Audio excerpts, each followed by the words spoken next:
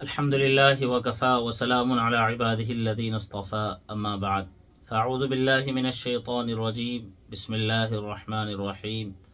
قال الله تبارك وتعالى ويسألونك عن المحيض قل هو أذى فاعتزلوا النساء في المحيض ولا تقربوهن حتى يطهرن فإذا تطهرن فأتوهن من حيث أمركم الله إن الله يحب التوابين ويحب المتطهرين۔ حیض و نفاس کے مسائل میں کافی لوگ الجھن کا شکار ہوتے ہیں کہ ناپاکی کے ایام میں عورت کیا معمولات کر سکتی ہے اور کن چیزوں کو ترک کرنا بالکل ضروری ہے، بلکہ ان کے کرنے سے بندہ گناہ گار ٹھہرتا ہے۔ نمبر 1۔ نمبر 2، جو ناپاکی کے ایام ہیں، خواتین کو جو ماہواری آتی ہے جسے حیض کہا گیا ہے، فقہا جسے لفظ حیض سے تعبیر کرتے ہیں،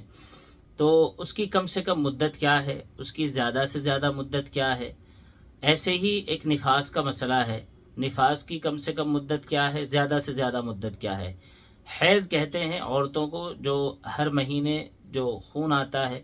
اس کو حیض کہا جاتا ہے۔ بچے کی پیدائش کے بعد عورتوں کو جو خون آتا ہے اور وہ جو ناپاکی کے ایام ہوتے ہیں اسے نفاس سے تعبیر کیا جاتا ہے۔ پہلے حیض کے تعلق سے کچھ چیزیں معلوم کر لیتے ہیں، سیکھ لیتے ہیں۔ نمبر 1، حیض کی کم سے کم مدت 3 دن ہے۔ اگر کسی خاتون کو خون آئے اور اسے خون دکھے تو اب اگر وہ 1 دن، 2 دن، 2.5 دن، 3 دن سے کم اگر اسے خون آیا ہے تو یہ خون حیض کا یا ماہواری کا شمار نہیں کیا جائے گا، بلکہ اس والے کو جو 3 دن سے کم ہے اسے بیماری کا خون قرار دیا جائے گا، یعنی اسے استحاضہ شمار کیا جائے گا۔ استحاضے کے معنی ہے بیماری کا خون،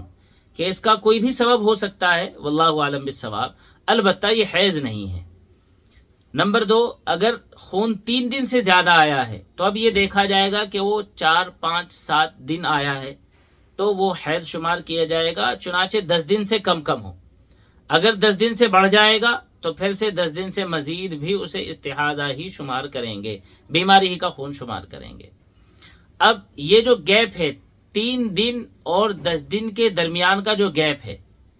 اب اس درمیان میں یہ بات سیکھنا بہت ضروری ہے اور اس بات کا علم ہونا بہت ضروری ہے کہ اگر کسی خاتون کو یا کسی بچی کو پہلی مرتبہ اگر خون آیا ہے، ماہواری آئی ہے، تو وہ اگر 5 دن پہ اس کے ناپاکی کے ایام ختم ہو کے وہ پاک ہو گئی ہے، یعنی اس کے طہارت کے ایام شروع ہو گئے ہیں، اور پورے 10 دن ہونے تک اب اسے دوبارہ خون نہیں آیا، 6، 7، 8، 9، 10ویں دن وہ پاک رہی، تو گویا کہ اس کو 5 دن حیض شمار کیا جائے گا اور اگلے دنوں میں اس کے پاکی کے ایام شمار کیے جائیں گے۔ اس کے علاوہ جو معتادہ ہے، یعنی جس کی عادت ہے پہلے سے، جس کو 2، 4، 6 مہینے یا سال ہو چکا ہے، اس کو اب اندازہ ہو چکا ہے کہ میری ماہواری جو آتی ہے ہر مہینے، جو میرے ناپاکی کے ایام ہیں وہ 5، 7، 8 ایام ہیں، تو ان ایام میں عورت نماز نہیں پڑھے گی، تلاوت نہیں کرے گی، روزہ نہیں رکھے گی۔ اگر شادی شدہ ہے تو وہ حضرات جو شادی شدہ ہیں وہ جوڑے آپس میں قریب نہیں آئیں گے، یعنی صحبت نہیں کریں گے۔ یہ بھی بہت بڑا گناہ ہے، بلکہ شریعت مطہرہ میں اس فعل سے بہت سختی کے ساتھ منع کیا گیا ہے۔ مزید اب یہاں یہ بات جان لینے کی ہے کہ اگر کسی خاتون کی عادت 3 دن کی تھی یا 5 دن کی، 3 دن سے مزید یعنی 4 دن یا 5 یا 7 دن کی تھی، البتہ اس کو اس بار 9 دن تک حیض آیا، یعنی وہ خون آیا، ماہواری آئی، 10 دن سے پہلے 10واں دن مکمل ہونے سے پہلے وہ پاک ہو گئی، اب اس کو کیا شمار کیا جائے؟ اس کے یہ 7 سے 10 دن کا جو درمیانے 3 دن ہیں، یہ پاکی شمار کریں یا ناپاکی شمار کریں؟ تو جواب وہی ہے جو بتلایا جا چکا کہ 10 دن تک، 10 دن کے اندر اب گویا کہ یہ شمار کریں گے کہ 7 دن سے اس کی عادت بدل کے 10 دن ہو گئی ہے، لیکن اگر وہ آتا جائے، وہ 10 دن سے بھی کراس ہو جائے تو 10 دن تک یہ احتیاط تو برتے گی، البتہ 7 دن اس کے ناپاکی کے شمار ہوں گے۔ جو عادت والی خاتون ہے، جو پہلے سے جس کو عادت ہے، یعنی جس کو چند ماہ ہو چکے ہیں، جس کی ایک عادت متعین ہو چکی ہے، وہ 5 یا 7 کتنے بھی دن ہو سکتے ہیں، تو وہ دن گویا کہ ناپاکی کے شمار کیے جائیں گے۔ اگلے دن اگر 10 دن سے کراس ہو گیا ہے اس کا یہ عرصہ تو وہ دن پاکی کے ہی شمار کیے جائیں گے. اب ان دنوں کی قضا اس کے ذمے میں لازم ہوگی. ایک اور بہت اہم بات یہاں یہ بھی ہے کہ ان دنوں میں جو ناپاکی کے دن ہیں، عورت کو جیسے ذکر و اذکار ہیں، تسبیح وغیرہ ہے، یا کئی مرتبہ کوئی کتاب دیکھنے کا مسئلہ آتا ہے، تعلیم کرانے والی کوئی خاتون ہے تو اس کو تعلیم کرنی ہے، تو کوئی کتاب اگر اس کو لے کے پڑھنی ہے تو اس کا کیا اس میں شریعت مطہرہ کی کیا رہنمائی ہے؟ اس کا جواب یہ ہے کہ ان دنوں میں نماز روزہ جیسی عبادات کی تو اجازت نہیں ہے، شوہر کے قرب کی اجازت نہیں ہے، وہ قرب خاص مراد ہے جو آپ سمجھ رہے ہیں. اور جس چیز سے منع کیا گیا ہے وہ یہ عبادات ہیں. البتہ دعا مانگنا، ایسے ہی کتاب وغیرہ کی جو ہے تعلیم کرنا، یا وہ دعائیں جو قرآن کریم میں بطور آیات کے بھی آئی ہیں، یعنی قرآن کریم کی آیات کو بطور دعا کے مانگنا، اس کا کیا مسئلہ ہے؟ تو جواب یہ ہے، تعلیم کے لیے کتاب کو چھونا، کتاب ہاتھ میں اٹھانا، خواہ اس میں جو ہے احادیث و قرآن اکٹھا لکھا ہوا ہے، اس کو اٹھانا، چھونا، اس کو پڑھنا درست ہے. البتہ جہاں پر قرآن کی آیات لکھی ہوئی ہوں اس کو چھوا نہیں جائے گا، اس پہ ہاتھ نہیں رکھا جائے گا. ہاں، ناپاکی کے دنوں میں قرآن کریم ہی کو اٹھا لینا یہ درست نہیں ہے، اس کی اجازت نہیں ہے. اور قرآن کریم کی تلاوت چاہے دیکھ کر ہو یا بن دیکھے ہو اس کی بھی اجازت نہیں ہے. البتہ قرآن کی وہ آیات جو بطور دعا کے مانگی جاتی ہیں، بطور دعا کے وہ آیات اللہ سے مانگی جا سکتی ہیں، یعنی بطور دعا کے انہیں پڑھا جا سکتا ہے بغیر قرآن اٹھائے، بغیر چھوئے.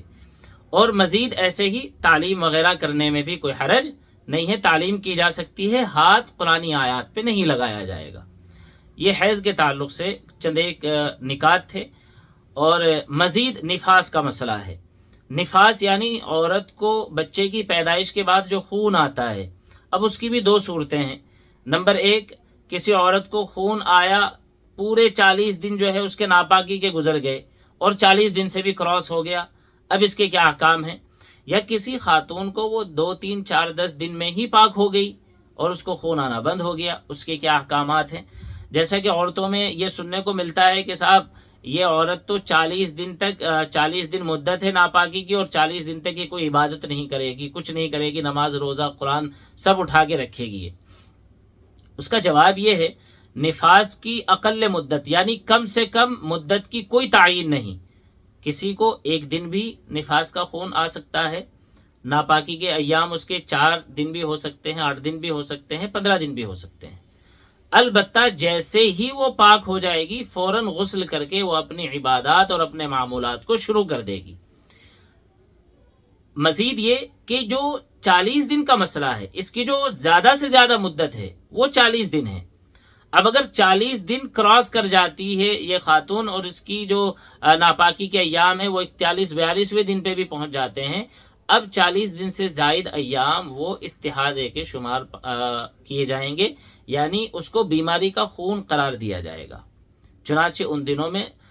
40 دن پہ عورت غسل کرے گی اور اپنی عبادات میں لگ جائے گی، اپنے معمولات کو شروع کر دے گی. مزید وہ عورت جو استحاضے کے مرض میں مبتلا ہے یا جن کو جو ہے حیض کے ایام گزر چکے 10 دن پھر بھی خون آ رہا ہے، ایسے ہی 40 دن گزر چکے پھر بھی خون آ رہا ہے، ان کے لیے فقہا نے لکھا ہے 1 مرتبہ غسل کر لیا وہ پاک ہو گئی. البتہ اب ہر نماز کے وقت کے لیے وہ نیا وضو کریں گی، ایک وضو سے 2 نمازیں ادا نہیں کریں گی. مثلا عصر اور مغرب کے درمیان کم فاصلہ ہوتا ہے، پھر عورتوں کا یہ ہے کہ عصر کی نماز ذرا مؤخر ہو جاتی ہے کام کاج کے حوالے سے، تو اب اس نے عصر کی نماز پڑھی، 25 منٹ آدھے گھنٹے کے بعد تھوڑی دیر کے بعد مغرب کا وقت ہو گیا، تو ابھی یہ باوضو تھی تو کیا اسی وضو سے مغرب بھی ادا کر لے؟ تو فقہا فرماتے ہیں ایسی خاتون کو جس کو بیماری کا خون آ رہا ہے، جو استحاضے کی شکار ہے، وہ ہر نماز کے لیے نیا وضو کرے. اور یاد رکھیں جو احکام وہاں حیض کے تھے، جن چیزوں سے وہاں ممانعت تھی، انہی چیزوں سے نفاس کے دنوں میں یعنی ان ناپاکی کے ایام میں بھی ممانعت رہے گی. جیسے وہاں دعا ذکر و اذکار کی اجازت تھی، یہاں بھی دعا تسبیح ذکر و اذکار کی اجازت ہوگی. مزید اخیر میں جو ایک ہدایت ہے وہ یہ کہ ان دنوں میں بالخصوص ذکر و اذکار اور تسبیح اور دعا وغیرہ کا اپنا معمول بنا کے رکھنا چاہیے، عادت رہنی چاہیے،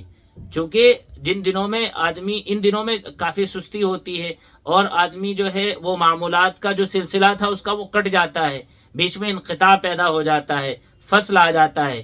تو یہ جو گیپ رہے گا تو بعد میں جب ناپاکی کے ایام ختم ہو جائیں گے، خاتون پاک ہو جائے گی، تو اب پھر سے عبادات پہ آنا اور معمولات پہ آنا ذرا دشوار رہے گا۔ تو اگر اپنا معمول یہ بنا لیا جائے کہ ان دنوں میں بھی آدمی نمازوں کے اوقات میں بالخصوص یا وقت نکال کر کے کچھ وقفے کے بعد اپنی عبادات میں لگا رہے اور وضو کر کے ذرا پاک صاف ہو کر کے بیٹھے، کچھ دیر اللہ کا ذکر کرے، کوئی تسبیح پڑھے، درود پاک کا ورد کرے، تو اس سے فائدہ یہ ہوگا انشاءاللہ تعالی جیسے ہی ناپاکی کے ایام ختم ہوں گے، غسل کر کے پاکی کا دورانیہ شروع ہوگا، فوراً اپنی عبادات پہ آنے میں اور معمول پہ آنے میں ذرہ برابر بھی نہ کوئی کلفت ہوگی، نہ تکلیف ہوگی، اور نہ ہی کسی طرح کی کوئی سستی اور کاہلی جو ہے اپنے گلے پڑے گی۔ تو اس کا یہ بڑا اہم فائدہ ہے جس کے بارے میں علماء متوجہ کرتے ہیں۔ اللہ تبارک و تعالی ہمیں دین متین کو صحیح سیکھ کر صحیح طریقے سے اخلاص کے ساتھ اس پر عمل پیرا رہنے کی توفیق عطا فرمائے۔ واللہ تعالی اعلم بالصواب۔